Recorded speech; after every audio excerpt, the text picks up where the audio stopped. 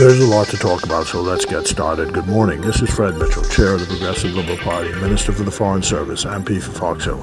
And today it's Friday, the 10th of January, 2025. Today is a national holiday throughout our country, and we mark the first time a majority black government ruled our country.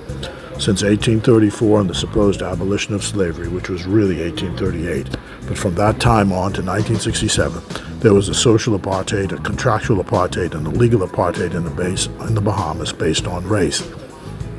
Slowly, black men and women, descendants of the former slaves, chipped away at all of these restrictions, and on the 10th of January 1967, there was the free and full expression by universal adult suffrage by all over 21 years of age to elect a government which looked like most of us.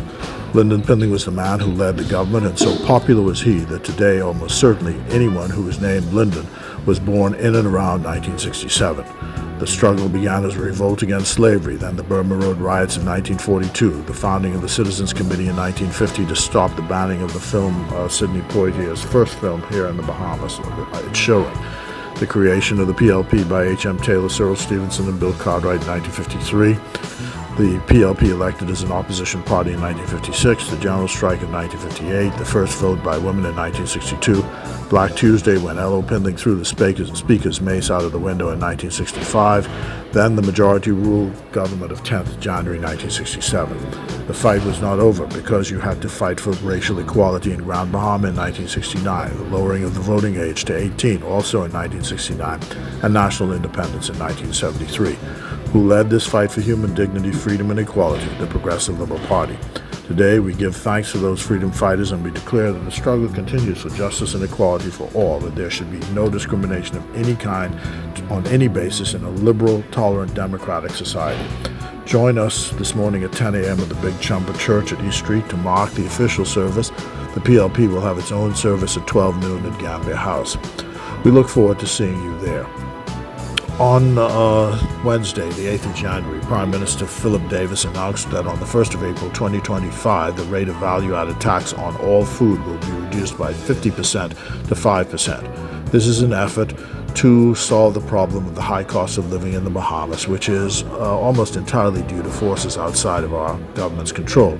But the Prime Minister feels the pain of the people, and that which he has in his power, he has executed. Consumers, PLPs, and people of goodwill should welcome the relief. In addition, the government is in an active search to find alternative suppliers to break the food monopoly which exists here, which sustains the high prices of food in the country.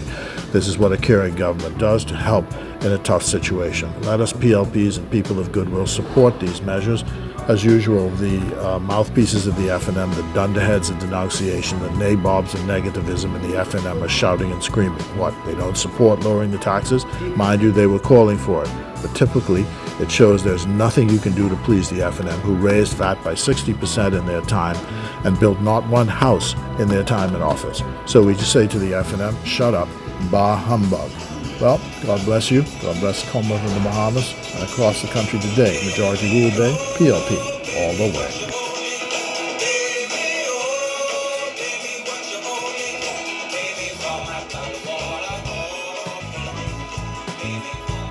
On this Majority Rule Day, we'd like to thank you all for listening to another episode of the Honorable Minister, Fred Mitchell, coming to you every Mondays, Wednesdays, and Friday.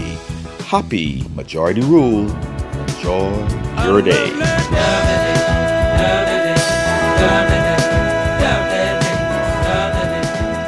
And so tonight, I am pleased to announce a 50% reduction in the VAT rate on all food sold in food stores.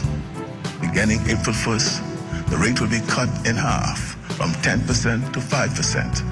This new 5% rate will apply to all food in the food stores, including fresh fruits and vegetables, baby food, lunch snacks, and frozen foods. However, it will not apply to prepared foods in the deli.